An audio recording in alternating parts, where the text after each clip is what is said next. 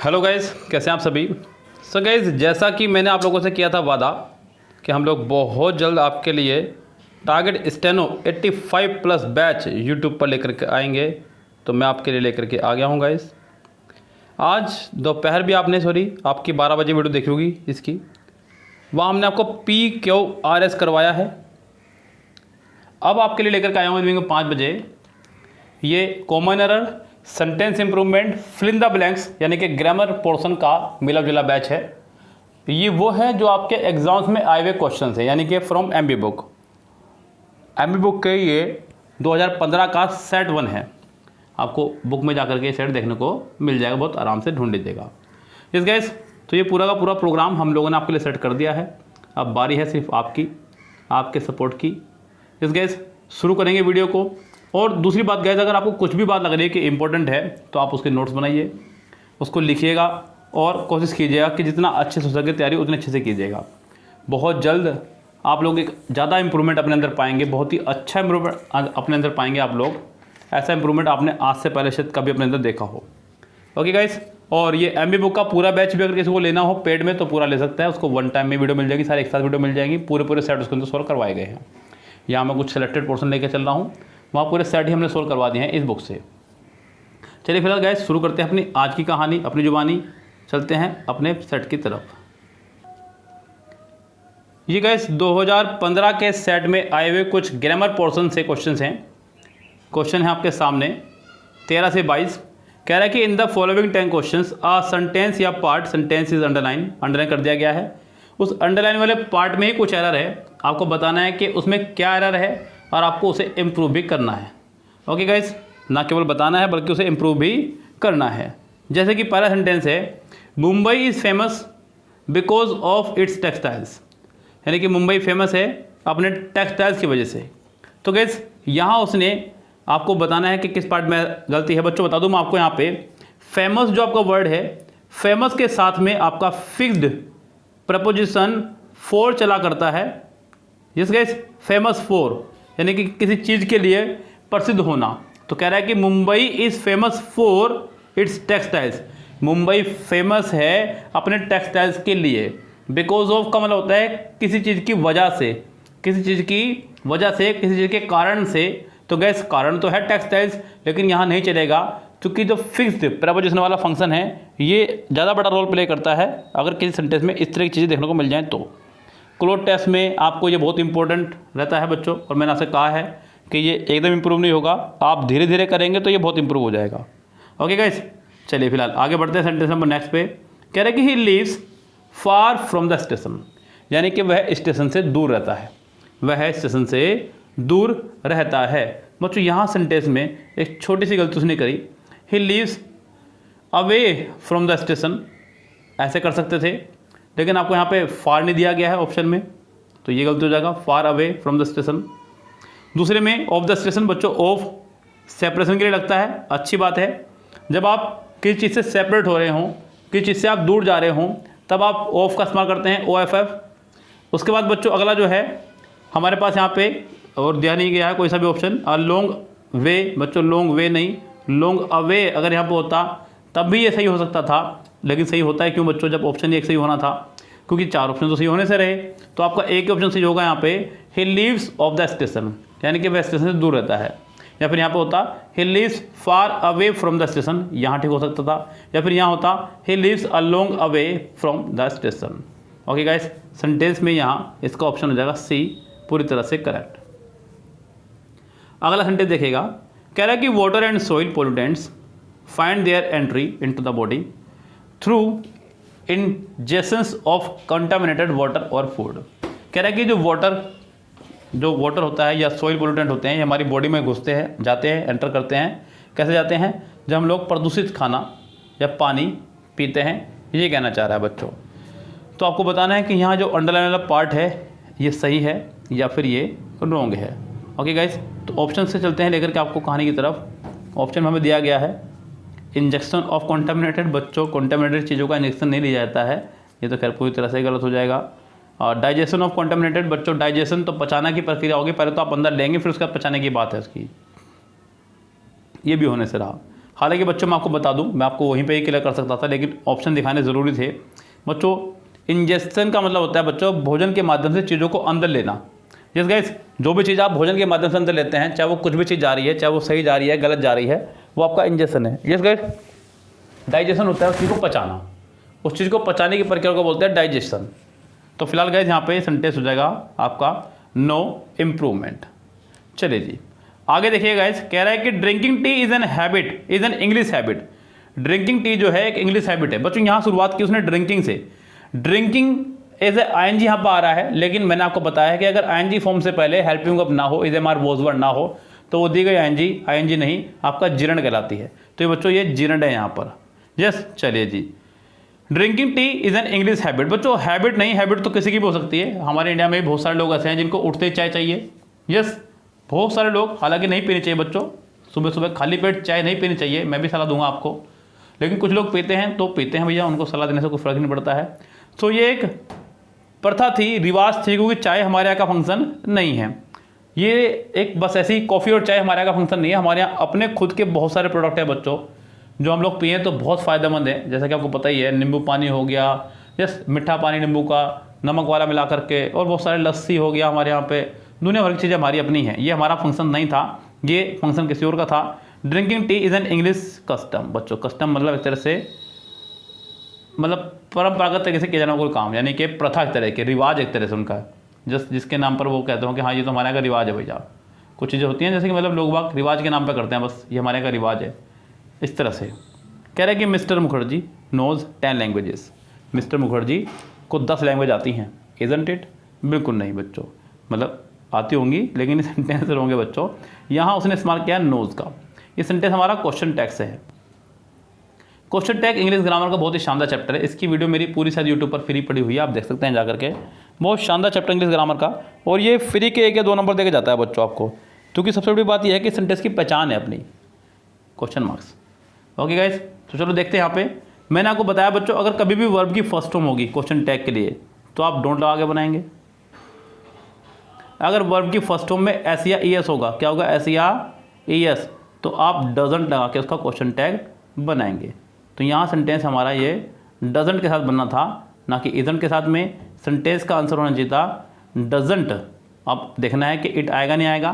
बच्चों कायदा ये है कि हेल्पिंग वर्ब और फिर नोट प्लस सब्जेक्ट, कायदा तो ये है। लेकिन कायदे के हिसाब से यहाँ पे डॉक्टर मुखर्जी खड़े हुए हैं। अब बच्चों मिस्टर मुखर्जी उसने जब कह दिया, तो मिस्टर मुखर्जी यानी कि जेंट्स है।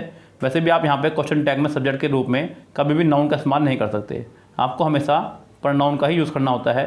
तो यहाँ पर आप कहेंगे mister Mukherjee knows 10 languages, doesn't he. क्या होगा बच्चों इसका आंसर, डजंट ही, यानी कि इसका आंसर आपका हो जाएगा डी, पूरी तरह से करेक्ट। कह रहा है कि they spoke about the weather, यानी कि वो बोले वेदर के बारे में। बच्चों बोले नहीं, उन्होंने बात की। They talked about the weather, spoke नहीं बच्चों, टॉक। टॉक मतलब बात करना आपस में एक दूसरे से, उसको बोलते हैं गाइस। तो यहाँ इसका आंसर आपका हो जाएगा बी करेक्ट। सैड मैंने बताना, एक्सप्रेस मतलब बयां करना, नो इम्प्रूवमेंट तो नहीं है खैर ये। तो सेंटेंस का आंसर आपका हो जाएगा बी करेक्ट। आगे कह रहा है कि he is wanting in a little common sense. इस सेंटेंस का ही कुछ कॉमन सेंस नहीं बना बच्चों। Yes, he is wanting in a little common sense. बच्चों वांट आपकी उन वर्ब में से एक है, इसको बोलते हैं स्टेटिव वर्ब्स। बच्चों इंग्लिश ग्रामर जब आप पढ़ते हैं तो इंग्लिश ग्रामर के अंदर आप लोग पढ़ते हैं स्टेटिव वर्ब्स। जब आप प्रेजेंट इंडेफिनिट पढ़ेंगे खूब अच्छे से, मैंने हमेशा बच्चों को बोला है कि इंग्लिश ग्रामर की जान है प्रेजेंट इंडेफिनिट, लेकिन बच्चे नहीं पढ़ते हैं प्रेजेंट इंडेफिनिट। उनको लगता है कि आप लोग कंपटीशन में हैं, तो ये तो बच्चों का काम है टेंसेस पढ़ना। लेकिन बच्चों आप लोग टेंसेस पढ़ें, सारे ना पढ़ें, कम से कम प्रेजेंट इंडेफिनिट तो पढ़ लें आप मेरे कहने पर। और आप पढ़े भी कहाँ से, मैं फिर कहूँगा कि आप हमारी वीडियो से पढ़ें एक बार ज़रा, आपको ये भी डिफरेंस क्लियर हो जाएगा कि प्रेजेंट इंडेफिनिट कैसे पढ़ना था आपको आज तक। ओके गाइस, आप डालिएगा present indefinite by Saurabh sir. Saurabh की स्पेलिंग से डालना SAURAV। ये टॉपिक पढ़ा हुआ है 20-22 मिनट का, पढ़िएगा, आपको खुद को डिफरेंस दिखेगा कि आपने क्या सीखा। इसे बोलते हैं स्टेटिव वर्ब्स। इंग्लिश ग्रामर में ऐसी बहुत सारी वर्ब हैं बच्चों जिनकी ING फॉर्म नहीं हुआ करती, ये उनमें से एक है। तो वांटिंग नहीं होगा, ये बात ध्यान रखें आप लोग। तो यहाँ पे ही इज़ वांटिंग इन, तो बच्चों जो वांट इन है, वांट इन का मतलब होता है कमी होना किसी चीज़ की। तो बच्चों यहाँ पे आप लेक्स लगा दीजिए, ही लेक्स, पूरा हट जाएगा सेंटेंस ये। ही लेक्स कॉमन सेंस, यानी कि उसके अंदर कॉमन सेंस की कमी है, उसके अंदर कॉमन सेंस की कमी है। तो गैस इस तरह से आप इस सेंटेंस को बना सकते हैं और सेंटेंस आपका ये हो जाएगा पूरी तरह से करेक्ट। अब बच्चों देखिए ध्यान से यहाँ पे कह रहा है कि the second pigeon flew just as the first pigeon had flown, यानी कि दूसरा कबूतर उड़ा पहले कबूतर के जस्ट उड़ने के बाद, ये कहना चाह रहा है। इस गैस ध्यान दीजिएगा, कह रहा है कि द सेकंड पिजन फ्लू, यहाँ पर उसने आपके लिए एक वर्ब का जुगाड़ किया है, वर्ब लगाई है। यस, अब जब सेम वर्क दो लोग कर रहे हों तो आप सुन लीजिएगा बच्चों ध्यान से, जब दो लोग सेम काम कर रहे हों तो आप बार बार उसके लिए वर्ब को रिपीट नहीं क्या करते हैं। मैंने कहा या तो चाय मैं बनाऊंगा या आप, इसका मतलब यहाँ पे बात हो रही है चाय बनाने की, मैंने कहा तो चाय बनाऊंगा या फिर आप, यहाँ पे ये अंडरस्टूड है कि या तो आप बनाएंगे, यहाँ पे ये कहने की जरूरत नहीं कि या तो चाय मैं बनाऊंगा या फिर आप बनाएंगे, ये कहना गलत होगा।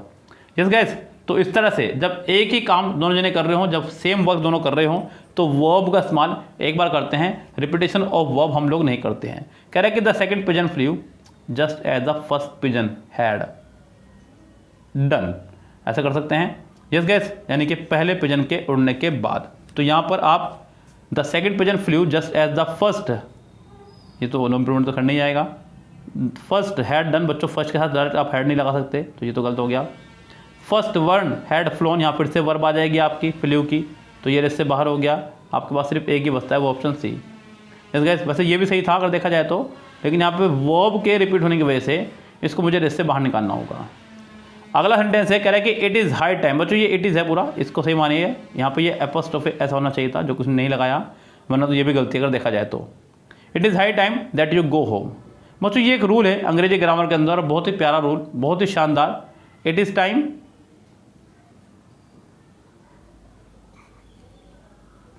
या it is high time, it is time या फिर इट इज़ हाई टाइम, इनके बाद आने वाला सेंटेंस सेकंड फॉर्म बनता है।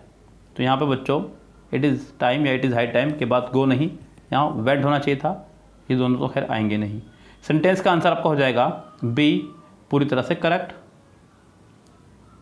आगे देखिएगा, कह रहा है कि the old man has acquired experience through age, तो कह रहा है कि जो बूढ़े लोग होते हैं वो एक्सपीरियंस गेन करते हैं एज के साथ में।